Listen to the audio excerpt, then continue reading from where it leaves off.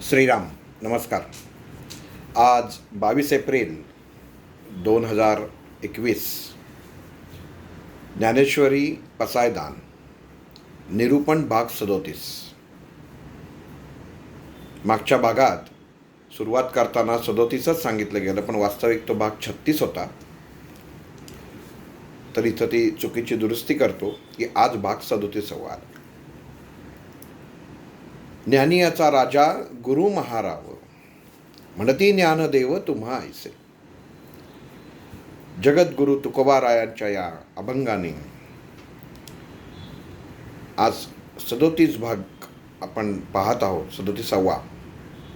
प्रत्येक भागाची सुरुवात या अभंगाने केलेली आहे. एखादी गोष्ट मनावर बिंबवायची म्हणजे त्याचा पुनरुच्चार हा कायम होणं गरजेचं आहे. ज्ञानेश्वरी आणि पसायदान याचा विचार करताना, अभ्यास करताना आपण कोणाचा करतोय हे आधी लक्षात यायला पाहिजे. म्हणून आपण नेहमी हा अभंग पहिला म्हणतो की ज्ञानीयाचा राजा, ज्ञानाचा राजा आहे. ज्ञान प्राप्त झालं तर दृष्टी येते, नाही तर नुसतेच डोळे आहेत.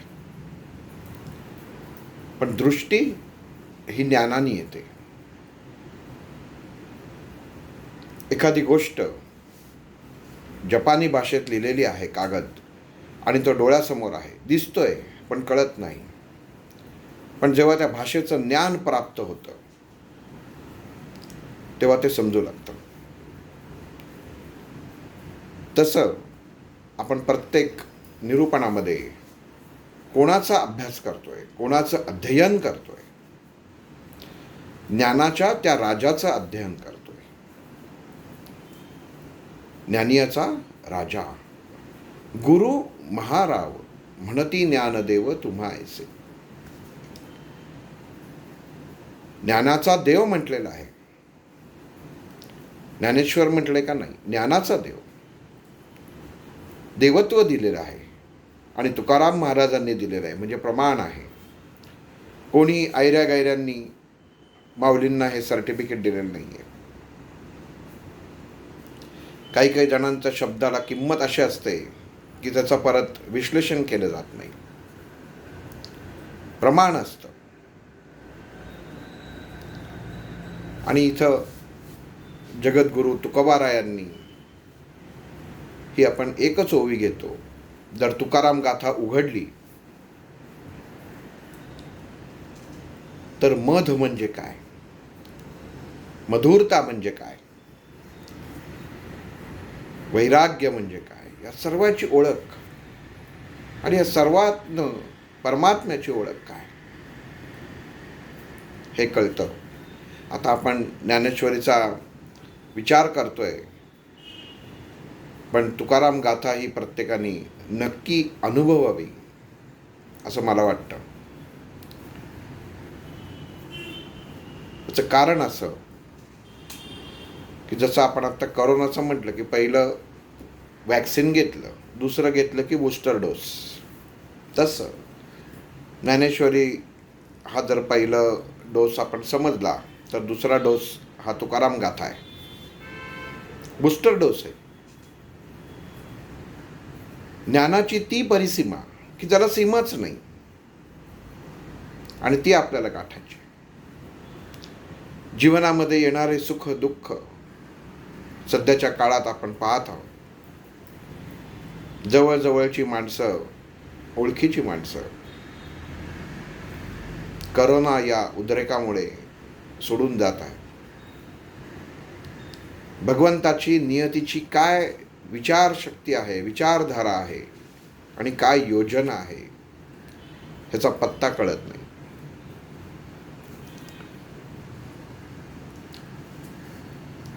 पण भगवंत करतोय हे योग्य, एवढंच मला डॉक्टरांनी सांगितलेलं होतं की जीवनात घडणारी प्रत्येक गोष्ट ही योग्यच. रव्याचा लाडू आईने मुलासाठी केलाय का दिवस संपले म्हणून 14व्यासाठी केलाय, त्यात त्या लाडवाचा आणि त्या रव्याचा दोष नसतो. दुःखामागून सुख येतं, हा त्याच्या मागचा संदेश आहे. मनुष्य जीवनामध्ये प्रत्येकाच्या लेखी मृत्यू हा अटळ आहे आणि हेच सत्य आहे. जीवनात जर सत्य काय असेल तर तेवढंच आहे आणि हे सत्य प्रत्येकाने स्वीकारायला पाहिजे. मनुष्य भावनेच्या आहारी जातो आणि वास्तव आहे. आपल्या हाडा माणसांची माणसं आपल्या डोळ्यासमोर असे आपल्यापासून लांब जाणं पाहणं खरंच दुर्दैव आहे. मनुष्याच्या मनामध्ये प्रश्न उत्पन्न होतात, भगवंत आहे की नाही, परमेश्वर आहे की नाही, इतक्या वर्ष सेवा केली त्याचं काही फळ मी आजपर्यंत मागितलं नाही, आता काय. पण त्याच्या दरबारी न्याय हा योग्यच असतो, ही खात्री आपण बाळगली पाहिजे. बाहेर बसून समोरच्याला उपदेश करणं खूप सोपं असतं. ज्याच्या जीवनामध्ये ज्याच्या आयुष्यात हे प्रसंग घडलेले आहेत आणि दुःखमय प्रसंग घडलेले आहेत,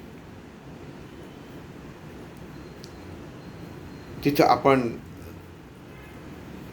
फक्त बाहेरनं हे उपदेश करत असतो, पण वास्तव्य तेच आहे.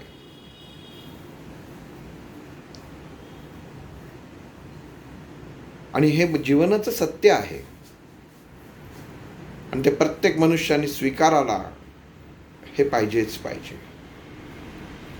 फक्त कृती होताना त्याच्यावरती उपाययोजना तात्पुरती नसावी, कृती का घडली हे खूप महत्त्वाचं आहे.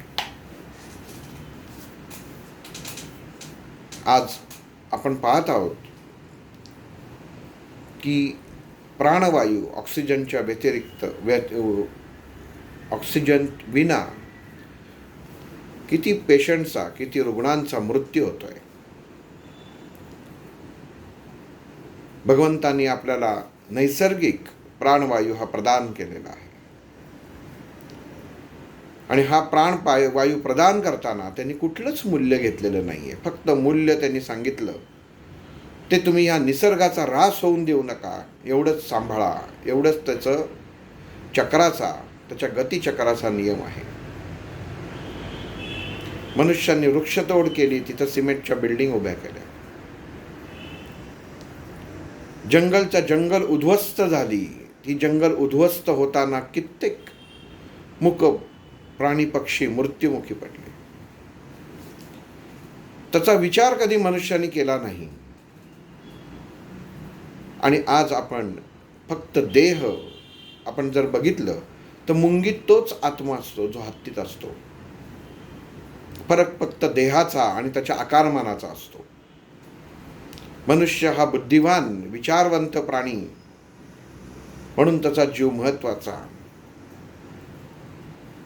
आणि एखाद्या झाडावर घरटा असलेल्या चिमणीचा जीव महत्त्वाचा नाही का. पण त्याचा विचार केला नाही.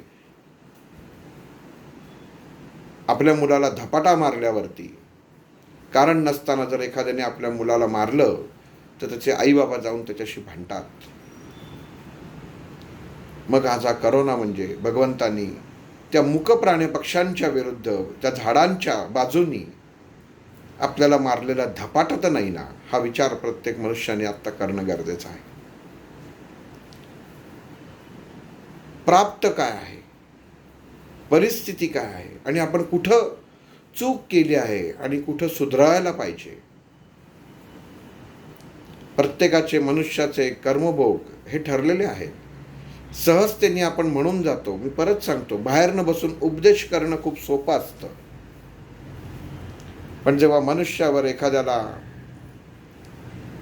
उपचारासाठी जागा मिळत नाही, बेड मिळत नाही, प्लाझ्मा मिळत नाही,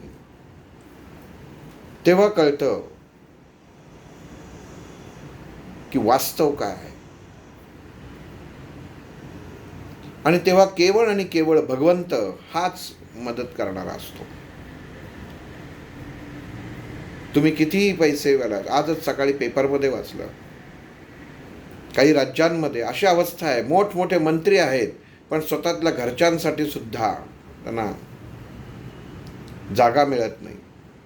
म्हणजे पैसा सगळ्या ठिकाणी कामी येतोच असं नाही. मनुष्याने या निसर्गाचा जो ऱ्हास केलेला आहे, हा ऱ्हास हा आता भगवंत भरून तर काढत नाही ना. आता प्रश्न असा उत्पन्न मनामध्ये होतो,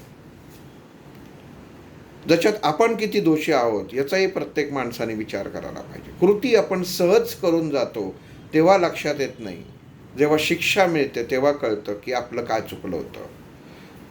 म्हणून कधी कृती करताना विचार करणं खूप गरजेचं आहे.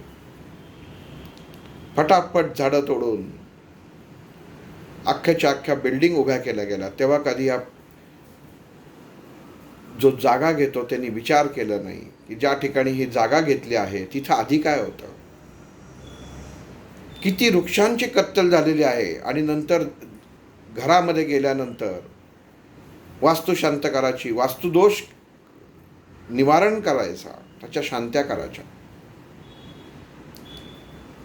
आणि मग पोटभर गुरुजी सांगतात अमुक ठिकाणी अमुकाचं वास्तव्य होतं, तमुक्ताचं वास्तव्य होतं. एवढंच आहे का जीवन? फक्त मनुष्य असला की जीव आहे का? मुक प्राण्यांना जीव नाही, झाडांना जीव नाही. आज झाडं जर व्यवस्थित असती तर मुळातच नैसर्गिकरित्या ऑक्सिजनचं प्रमाण किती असतं सर. प्रत्येकाचं कमी झालं. आज प्रदूषण वाढलं म्हणून मनुष्याच्या फुफ्फुसाची ताकद कमी झाली. याचा विचार करत नाही, फक्त तात्पुरतं मला सोल्युशन काय मिळेल एवढंच माणूस बघतो. आणि तेच पुढं होणार. विनाशाचं कारण काय आहे ही तर सुरुवात आहे. अजून विनाशाचा जसं म्हणतो की एखाद्या सिनेमाचा ट्रेलर काय, तर हा ट्रेलर आहे. आज आपली पिढी एवढं तरी सुख पाहते, पुढची पिढी काय पाहिल हे माहीतच नाही. पदरात काय आहे ते कळणार नाही. ही भयानता आहे आणि ही थांबवली पाहिजे. आणि थांबणं गरजेचं आहे. ती नाही थांबवली तर अवस्था खूप बिकट होणार आहे. आज ज्ञानेश्वरी पसायदानाच्या निरूपणामध्ये हे सांगायचं कारण असं की हा ज्ञानाचाच एक भाग आहे. नुसतं ज्ञानाचा विचार करून चालत नाही, कृतीत आणणं खूप गरजेचं आहे. एखाद्याच्या घरामध्ये बंगल्यामध्ये जर झाड तोडत असतील तर आपण म्हणतो, किती सोप्या पद्धतीने म्हणतो की डोक्यात फांदी पडेल म्हणून झाड तोडतोय, पण ती झाड सावली देते हे विसरतो. आणि आपल्याला काही गरजच नाहीये अशा तऱ्हेने आपण पुढे जात असतो.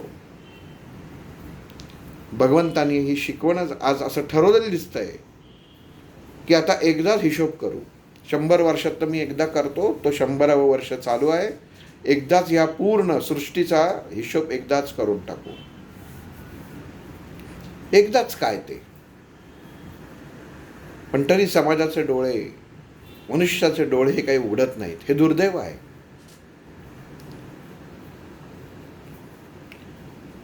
म्हणून ज्ञानेश्वर महाराजांसारखे वृक्षवल्ली आम्हा सोयरे सांगितलं, पण घेतलं किती? नुसतं वाचलं, नुसतं ऐकलं, एका कानाने ऐकलं आणि एका कानाने सोडून दिलं. भगवंतांनी माणसाला 2 गोष्टी, प्रत्येक 2 कान, 2 डोळे, 2 नाकपुड्या कशासाठी, ह्याच्यासाठी दिलंय की काय कळत नाही. की इकडनं ऐकायचं आणि इकडनं सोडून द्यायचं. माऊलींनी म्हटलेलं आहे, वृक्षवल्ली आम्हा सोयरे. सोयरीक केली आहे त्यांच्याशी. आपण किती केली? आपण दिसलं की तोडायचं, दिसलं की तोडायचं. कसा ऑक्सिजन राहणार? प्राणवायू उत्पन्न कोण करणार? याचा विचार होणं गरजेचं आहे. बाहेर असलेली भयावह स्थिती याला जबाबदार आपणच मनुष्य आहोत, हे कायम लक्षात ठेवलं पाहिजे. हा निसर्गाचा कोप आहे, पण हा भगवंतांनी केलेला शिक्षेसाठी कोप आहे का, ह्याचाही विचार व्हायला पाहिजे. मध्ये एक मी गोष्ट वाचली होती की धर्मदाय संस्था उघडायला, मंदिरं उभारायला कोट्यावधी देणग्या येतात. आणि खरंच आज ही गरज आहे की तिथं करण्यापेक्षा तुम्ही दवाखाने उघडा. आणि दवाखाने नुसते उघडे नाही, हॉस्पिटल उघडा. मंदिरापेक्षा एक दवाखाना उघडा की जशी करून लोकांना मदत होईल. पण नुसता दवाखाना उघडू नका. तो दवाखाना उघडायला लागता कामा नये याचा विचार माणसांनी करावा. वृद्धाश्रम 100 आहेत, पण हे वृद्धाश्रमाची संख्या वाढणं हे मोठं दुर्दैव आहे. समाजामध्ये, नात्यामध्ये किती विषन्नता आहे, भयानता आहे, याचं हे ज्वलंत उदाहरण आहे. आपण नुसतं म्हणतो अमुक ठिकाणी वृद्धाश्रम आहे, तमुक ठिकाणी वृद्धाश्रम आहे. आपण आपले फक्त विचार करतो. वैचारिकता आपापली असते. कधी विचार केलाय का आपण घरात बसल्यावर सर्वसामान्य माणूस जाऊन लसी घेऊन आला, त्या वृद्धाश्रमातल्या व्यक्तींचं काय? त्यांना कोण नेणार? ज्यांनी आईबापांनी ज्या मुलांना शिकवलं आणि त्यांनी त्या वृद्धाश्रमात त्या आईबापांना नेऊन टाकलं,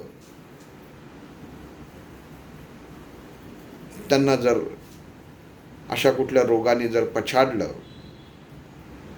तर हा भगवंताचा न्याय नाही का? सर्व बाजूनी मनुष्याने विचार करणं गरजेचं आहे. गोष्टी का घडत आहेत ह्याचा मनुष्य विचार करत नाही. नुसतं घडतंय, पण आपण त्याला कसं सामोरं जायचं हा तात्पुरता उपाय नाही, हा कायमचा उपाय हा प्रत्येकाने निवडला पाहिजे. आणि हे ज्ञान आहे म्हणून ह्या निरूपणात सांगतोय. माऊलींनी कशासाठी लिहून ठेवलं वृक्षवल्ली आम्हा सोयरे? कदाचित तेव्हा त्याला माहिती होतं का की ज्याचं तुम्ही घरामध्ये सुशोभीकरणासाठी तोडता त्या गोष्टी किती महत्त्वाच्या आहेत?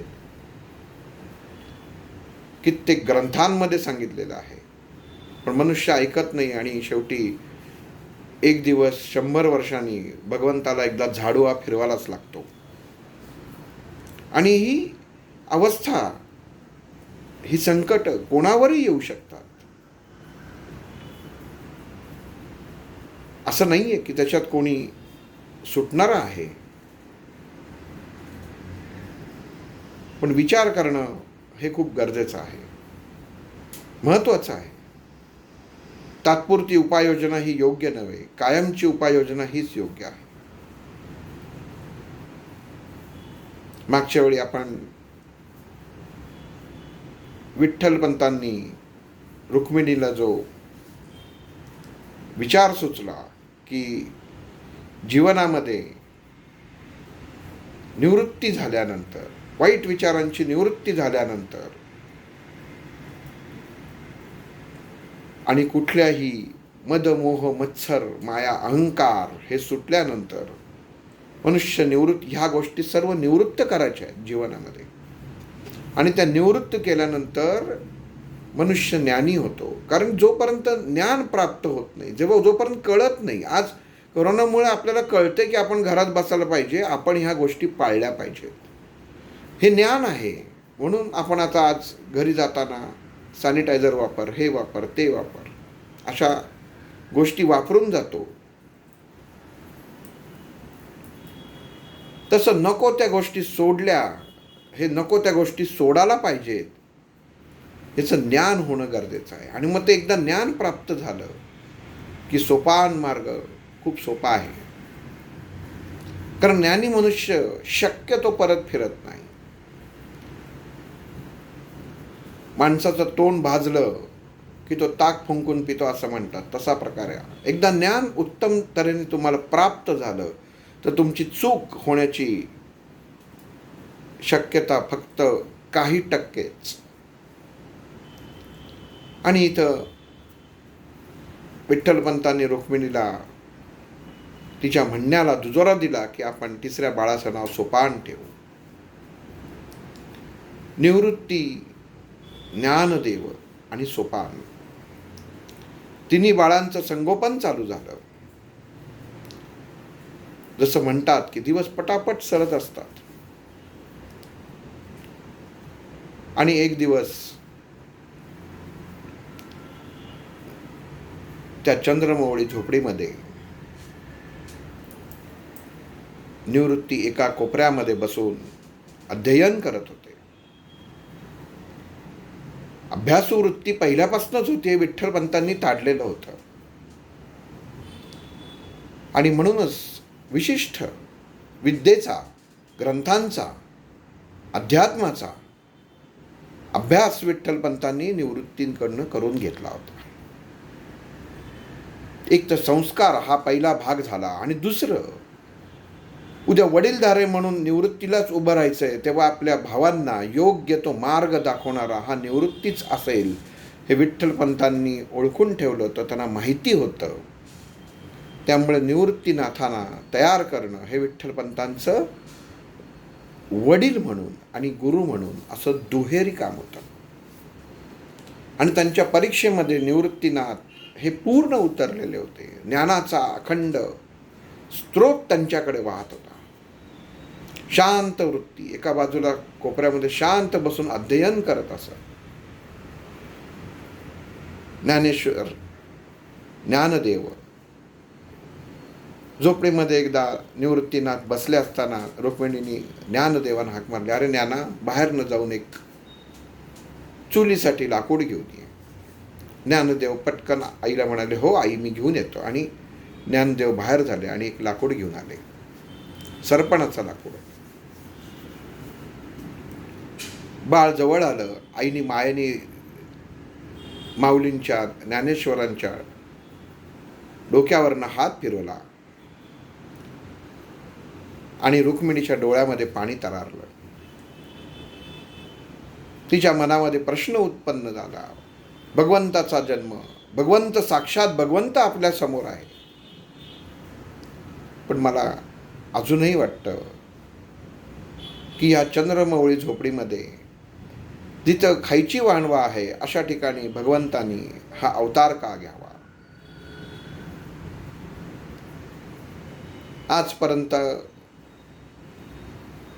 जे मी वाचलंय, ऐकलंय, त्याच्यामध्ये तर असं होतं की भगवंतानी ऐश्वर्याच्या ठिकाणी अवतार घेतला, पण आज इथं का घ्यावा. रुक्मिणीचं ज्ञानदेवांच्या डोक्यावरनं, केसातनं मायेने जे हात फिरवत होते, आणि जेव्हा हे माऊलींकडे बघून, ज्ञानेश्वरांकडे बघून रुक्मिणी बडबडत होत्या, आणि तेवढ्यात विठ्ठलपंतांनी त्या चंद्रमौळी झोपडीच्या दरवाजातनं ह्या सर्व गोष्टी ऐकल्या.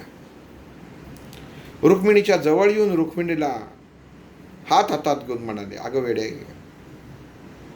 भगवंताचं अवतार घेणं म्हणजे काही सोपी गोष्ट आहे का. तुला वाटतंय असं की आपण कष्टकरी आहोत, आपलं परिस्थिती योग्य नाही, पण अगं तो भगवंत आहे. अवतार घेण्याआधी त्यांनी काहीतरी विचार केलाच असेल. उगाच तो अशा आपल्यासारख्या परिस्थिती असलेल्या ठिकाणी अवतार घेणार नाही, ह्याची तू खात्री बाळग. आणि भिक्षेची झोळी घेऊन विठ्ठलपंत बाहेर पडले. बाहेर पडताना पत्नीला समजवलं तर खरं, पण तिने बोललेले बोल विठ्ठलपंतांच्या नजरेसमोर उभे राहिले. भविष्यात मुलांच्या बाबतीत असलेला अंधकार त्यांच्यासमोर उभा राहिला. समाजाने वाळीत टाकलेला आहे. आई वडील आहेत तोपर्यंत कसं बसं आपल्या पंखांखाली त्या चिमण्या पाखरांना सांभाळून घेतील, पण पुढं काय. अलंकापुरीच्या ब्राह्मणांनी वाळीत टाकल्यापासनं विठ्ठलपंतांच्या कायम मनामध्ये हे प्रश्न कायम उभे राहत. आणि आज रुक्मिणींनी ज्ञानदेवांच्या केसातनं हात फिरवला आणि जे शब्द उच्चारले त्यांनी विठ्ठलपंतांचं मन थोडं विषण्ण झालं. आणि या विचारांमध्येच विठ्ठलपंत भिक्षा मागायला बाहेर पडले. आता जसं समाजामध्ये चांगली गोष्ट असते, ती वाईट गोष्ट सुद्धा खदखदत असते. एखादी वाईट प्रवृत्ती असेल तर तिला ती एखादी वाईट गोष्ट केल्याशिवाय चैन पडत नाही. तसं इकडं विसोबा खेचरांच्या बाबतीत झालं होतं. विसोबा खेचरांना कानावर गेलं. विठ्ठलपंतांना तिसरा मुलगा झाला. शिव शिव शिव. इथं खायची वानवा, स्वतःच्या पोटाला नाही. आणि या संन्यासाच्या मुलांनी आपला वंश किती वाढवावा. आणि कधी एकदा विठ्ठलपंतांची भेट होतीये, विठ्ठलपंत समोर येत आहेत आणि मी माझी मनामधली आग त्यांच्या अंगावरती ओकून काढतोय, असं विसोबांना झालं होतं. पण दुर्दैव असं होतं, विठ्ठलपंत पण जाणून होते की आपल्याला जे त्रास देणारे ब्राह्मण आहेत यांच्या आपण नादीला लागलेलंच बरं. आज मी काहीतरी उलटसुलट बोललो तर त्याचे परिणाम आपल्या मुलाला उद्या भोगायला लागतील मुलांना, हे विठ्ठलपंत जाणून होते. म्हणून ते काही बोललेच नाही. आपल्या मनामध्ये कायम भगवंताचं नाम, ऋग्वेदाची ऋचा करत विठ्ठलपंत चालू लागत आणि शक्यतो ब्राह्मणांपासून लांब राहत. आणि जेवढं म्हणून क्षमा क्षमा क्षमा या शब्दांवरती जोर देत कोणीही काही बोललं तरी क्षमा विठ्ठलपंत मागायचे. आणि नेमकं जी गोष्ट घडू नये ती गोष्ट घडली की विठ्ठलपंत आज दिसतात का या विचारांनी विसोबा बाहेर पडले. वास्तविक ते महादेव यांच्याकडे जात होते. महादेव आपल्याला मागच सांगितलं, सिद्धेश्वराच्या मंदिरातले पुजारी. आणि महादेवरावांकडे जात असताना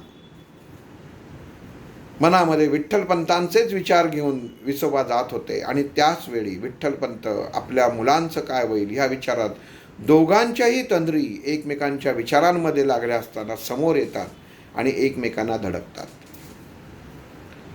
एकमेकांना धडकल्यानंतर दोघंही खाली पडतात, धुळीमध्ये मागतात. विसोबांचं धोत्राला सबंध धुळीने बळबटतं. डोक्यावरची असलेली पगडी गडगडत जाते. विठ्ठलपंत सावरतात, स्वतःला पटकन उभे राहतात, धोत्राची धूळ झटकतात, अंगावरची धूळ झटकतात आणि पाहतात तो काय, विसोबा पडलेले. पटकन पुढे येतात, विसोबांना खांद्याला धरून उठवतात. बघतात की त्यांची पगडी पुढे गडगडत गेली. पगडीपाशी जातात, पगडी हातात घेतात, आपल्या धोत्राने स्वच्छ करतात. विठ्ठलपंतांना येऊन त्यांचं धोतर स्वच्छ करायला मदत करतात. आणि विसोबा खेचर विठ्ठलपंतांवर खेचतात, अरे तुला बघून चालता येत नाही का जाणून बुजून तू मला धडकलास. डुकरांसारखी वंशावळ वाढवलीस. तुला लाज वाटली नाही की आपण पहिल्यांदा संन्यास आश्रम स्वीकारून परत तू गृहस्थ आश्रम स्वीकारलास आणि असले चाळे करायला तुला लाज वाटत नाही. विसोबा खेचर यांच्या मनामध्ये विठ्ठलपंतांना कसं उकसवायचं ह्याचेच विचार चालू होते. त्याप्रमाणेच त्यांचे मुखातनं बोल बाहेर पडत होते. पण जसं म्हणतात की कुठल्या गोष्टीत आपण शांत राहणं हेच नेहमी चांगलं औषध आहे. आणि विठ्ठलपंत विसोबांना म्हणतात की क्षमा करावी, क्षमस्व. आपण म्हणत असाल तर मी हे धोतर आपल्याला धुवून देतो. हे ऐकल्यानंतर विसोबांचं तळपायाची आग अजूनच मस्तकाला जाते. त्यांना वास्तविक अपेक्षित असं होतं की विठ्ठलपंत काहीतरी म्हणतील. सिद्धेश्वराच्या मंदिरामध्ये महादेवरावांनी विठ्ठलपंताने यांना मज्जाव केला आणि तेव्हा विठ्ठलपंतांनी महादेवरावांशी जो वाद घातला होता तसाच वाद आज विठ्ठलपंत माझ्याशी घालतील आणि मग ब्राह्मणांच्या या सभेमध्ये मला त्यांच्या विरुद्ध काहीतरी कारस्थान करता येईल, नवीन शिक्षा त्यांच्या बाबतीत विचार करता येईल. पण घडलं उलटच. विठ्ठलपंतांनी विसोबांची क्षमा मागितली आणि त्यांना नमस्कार करून ते पुढे चालू लागले. रागाने तणतणत असलेले विसोबा महादेवरावांच्या घरी आले. महादेवरावांनी विसोबांना पाहताच म्हटलं, अहो बऱ्याच दिवसामध्ये मी विचारच करत होतो की आपली दृष्टी नाही, आपण दिसला नाही, तब्येत तर बरी आहे ना. तसे विसोबा खेचकले आणि महादेवरावांच्या अंगावर ते ओरडले, मला काय धाड झालेली आहे मरायला. तो नालायक धडकला ना मला येऊन. महादेवरावांना कळे ना. महादेवराव विसोबानं विचारतात, कोण कोणाला म्हणताय एवढं, आपण शांत व्हावं. अरे शांत व्हायला म्हणून काय सांगतात. निर्लज्जासारखी कुत्र्यासारखी पिल्लावळ तयार करून ठेवलेली आहे आणि आता आम्हाला शिकवतात, न बघता कुठल्या धुंदीत चालतात, येऊन आम्हाला धडकतात. महादेवरावांना कळत नव्हतं कोणाच्या बाबतीत बोलतायत. महादेवराव विसोबानं विचारतात, आपण कोणाबाबत बोलतात. अरे तो विठ्ठल. पहिल्यांदा महादेवरावांच्या लक्षात आलं नाही की नवीन कोणी गावात विठ्ठला नाही का. अहो महादेवराव, तुमची बुद्धी काय भ्रष्ट झाली की काय. तो विठ्ठलपंत, तो संन्यासी कुठल्या धुंदीत चालला होता. म्हणजे मीही धुंदीतच चाललो होतो, मीही तंद्रीतच होतो, पण म्हणून काय त्यांनी तंद्रीत चालावं की काय. आणि मला येऊन धडकला. मला वाटलं होतं की कुठंतरी काहीतरी मला विरुद्ध शब्द बोलेल आणि मला अपमान माझा जर केला तर मला त्याला बोलायला हा प्रसंग चांगला आहे, पण तसं काहीच झालं नाही.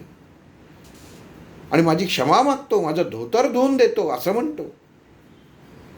विठ्ठलपंतांचं नाव ऐकल्या ऐकल्या महादेवराव पंतांना सिद्धेश्वराच्या मंदिरामध्ये घडलेला प्रसंग आठवला आणि म्हणले, तुम्ही बोललात ते बोल लावलेत ते खूप बरं झालं. माझ्याही मनामध्ये आग भडकलेलीच होती. पण आपण शांत व्हावं विसोबा.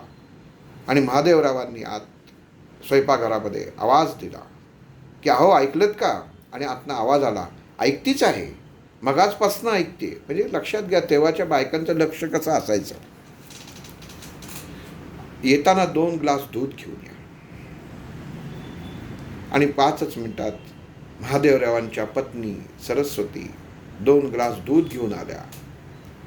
वास्तविक तेव्हा समाजामध्ये स्त्री पुरुषांसमोर बोलत नसे, पण इथं सरस्वती म्हणली, अहो काय त्या विठ्ठलपंतांच्या तुम्ही पाठीमागं लागलात.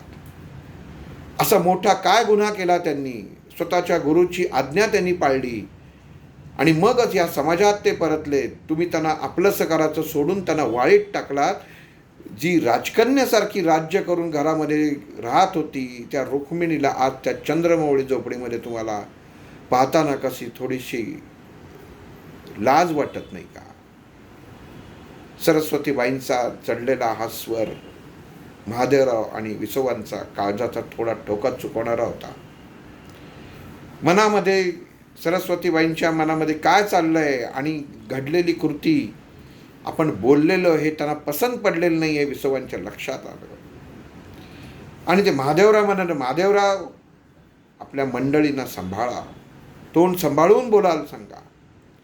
आणि सरस्वतीबाई म्हणाल्या की सत्य हे नेहमी कटूच असतं. जेव्हा ते आपल्याला पचत नाही तेव्हा माणूस रागाने त्याचा उत्तर द्यायचा प्रयत्न करतो. आणि मग पुढं काय होतं. विठ्ठलपंतांचे विचारामध्ये विठ्ठलपंत भिक्षेला चाललेले असतात तेव्हा काय होतं हे पुढील भागात पाहू. श्रीराम.